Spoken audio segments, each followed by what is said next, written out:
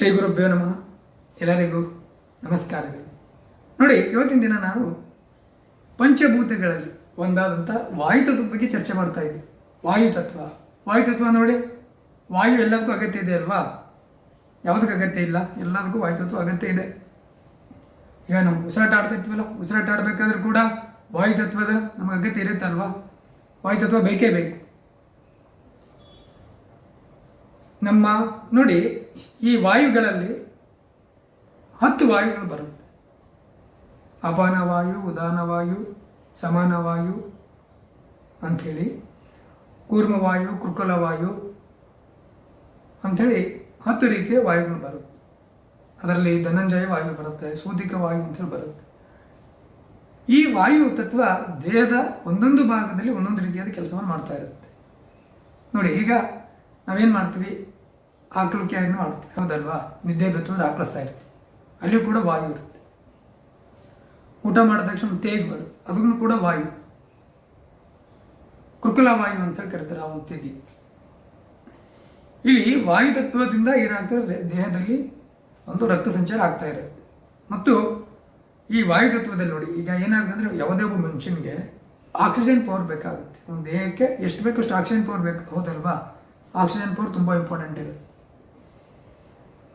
ಈ ಉಸಿರಾಟವನ್ನು ನಾವೆಷ್ಟು ದೀರ್ಘವಾದ ಉಸಿರಾಟವನ್ನು ಆಡ್ತೀವಿ, ಅಷ್ಟು ಏನಾಗುತ್ತೆ, ಮನುಷ್ಯ ಆರೋಗ್ಯವಂತನಾಗಿರ್ತಾನೆ.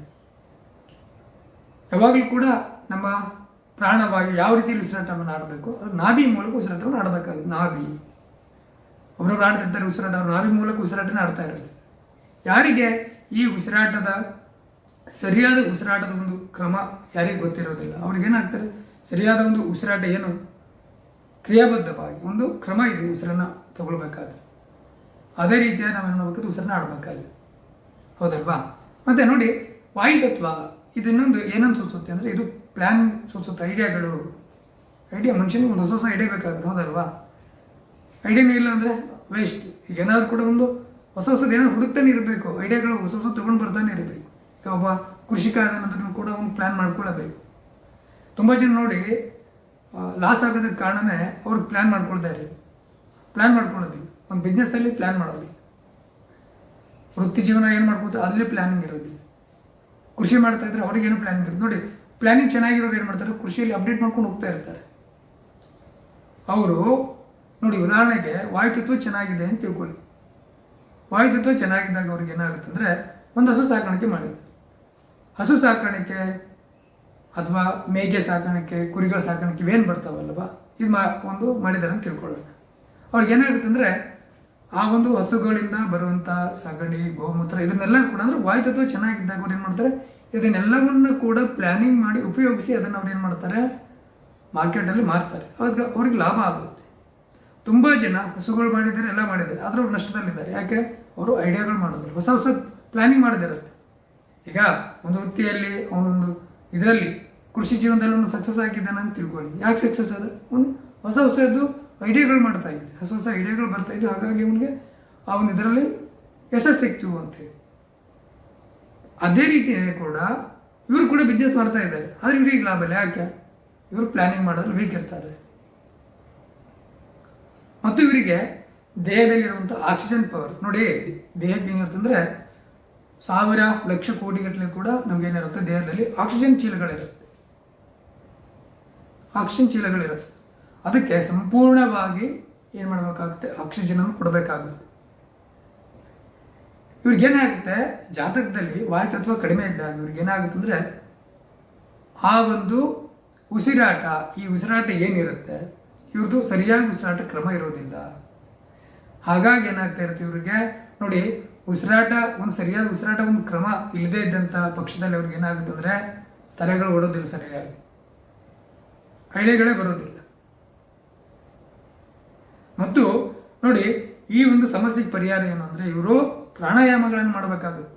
ಈಗ ಋಷಿಮುನಿಗಳೆಲ್ಲನೂ ಕೂಡ ಹೇಳಿದರು, ನಮಗೆ ಭಸ್ತ್ರಿಕಾ ಪ್ರಾಣಾಯಾಮ ಹೇಳಿದ್ರು, ಅನುಲೋಮ ವಿಲೋಮ ಪ್ರಾಣಾಯಾಮ ಹೇಳಿದರು, ಗ್ರೀವ ಪ್ರಾಣಾಯಾಮ, ಉದರ ಪ್ರಾಣಾಯಾಮ, ಉರಗ ಪ್ರಾಣಾಯಾಮ. ಈ ರೀತಿಯಾಗಿ ಭಸ್ತ್ರಿಕಾ ಪ್ರಾಣಾಯಾಮ ಬರುತ್ತೆ. ಅದಾದ ನಂತರ ನಾಡಿ ಶೋಧನ ಪ್ರಾಣಾಯಾಮ ಅಂತೇಳಿ ಬರುತ್ತೆ. ಈ ರೀತಿ ಪ್ರಾಣಾಯಾಮಗಳಿದೆ. ಆ ಎಲ್ಲ ಪ್ರಾಣಾಯಾಮಗಳನ್ನು ಮಾಡಬೇಕಾಗುತ್ತೆ.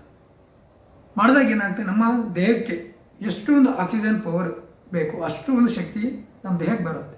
ಈ ವಾಯುತತ್ವ ಕಡಿಮೆ ಇದ್ದಾಗ ಅವ್ರಿಗೇನಾಗುತ್ತೆ, ಉಸಿರಾಟ ಆಡ್ತಾ ಇರ್ತಾರೆ, ಆದರೆ ದೇಹಕ್ಕೆ ಆಕ್ಸಿಜನ್ ಪವರ್ ಬೇಕಾಗುತ್ತೆ, ಆಕ್ಸಿಜನ್ ಪವರ್ ಇರಬೇಕಾಗುತ್ತೆ.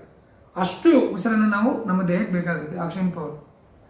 ಆದರೆ ವಾಯುತತ್ವ ಕಡಿಮೆ ಇದ್ದಾಗ ಅವರಿಗೆ ಅವ್ರ ದೇಹಕ್ಕೆ ಅವರ ಸಾಮರ್ಥ್ಯ, ದೇಹದ ಸಾಮರ್ಥ್ಯ ಎಷ್ಟಿರುತ್ತೆ ಅಷ್ಟು ಒಂದು ವಾಯು ಆಕ್ಸಿಜನ್ ಪವರ್ ಅವ್ರಿಗೆ ತೆಗೆದುಕೊಳ್ಳೋಕೆ ಆಗ್ತಾ ಇರೋದಿಲ್ಲ ಅವ್ರ ದೇಹಕ್ಕೆ. ಅದಕ್ಕೋಸ್ಕರ ಅವರು ಇದಕ್ಕೆ ಪರಿಹಾರ ಮಾರ್ಗವಾಗಿ ಪ್ರಾಣಾಯಾಮಗಳನ್ನು ಮಾಡಬೇಕಾಗುತ್ತೆ. ಪ್ರಾಣಾಯಾಮವನ್ನು ಮಾಡಲೇಬೇಕು ಕಡ್ಡಾಯವಾಗಿ. ಪ್ರಾಣಾಯಾಮ ಮಾಡೋದ್ರಿಂದ ಅವರಿಗೆ ಮನಸ್ಸಿನ ಒಂದು ಏಕಾಗ್ರತೆ ಇರುತ್ತೆ, ಯಾವಾಗಲೂ ಕೂಡ ಮೈಂಡು ಕೂಲಾಗಿರುತ್ತೆ, ಯಾವುದೇ ರೀತಿ ಒತ್ತಡಗಳಿರೋದಿಲ್ಲ. ಒಂದು ದಿವಸ ಮಾಡೋದು, 4 ದಿವಸ ಬಿಡೋದು, ಈ ರೀತಿ ಮಾಡ್ತಾ ಇದ್ದಾರೆ. ಒಂದು ದಿವಸ ಹೇಳಿದ ತಕ್ಷಣ ಮಾಡ್ತಾರೆ, ಅದಾದಮೇಲೆ ಮತ್ತವ್ರು ಮಾಡೋದಕ್ಕೆ ಹೋಗೋದು. ಆ ರೀತಿ ಮಾಡಬಾರ್ದು. ಪ್ರಾಣಾಯಾಮಗಳು ದಿನನಿತ್ಯದಲ್ಲಿ ಮಾಡ್ಕೊಂಡು ಹೋಗ್ಬೇಕಾಗುತ್ತೆ. ಈ ಒಂದು ಪಂಚಭೂತಗಳ ಇಂಬ್ಯಾಲೆನ್ಸ್ನೇ ಮನುಷ್ಯನಿಗೆ ದೇಹದ ಆರೋಗ್ಯ ಸಮಸ್ಯೆಗಳು ಬರ್ತಾ ಇರುತ್ತೆ. ಹಾಗಾಗಿ ಎಲ್ಲರೂ ಕೂಡ ಪ್ರಾಣಾಯಾಮಗಳನ್ನು ಮಾಡಿ ಅಂತ ಹೇಳ್ತಾ ಈ ಒಂದು ವಿಡಿಯೋ ನಾನು ಮುಗಿಸ್ತಾ ಇದ್ದೀನಿ. ಎಲ್ಲರಿಗೂ ಕೂಡ ಧನ್ಯವಾದಗಳು. ಶುಭ ಮುಡಿಯ.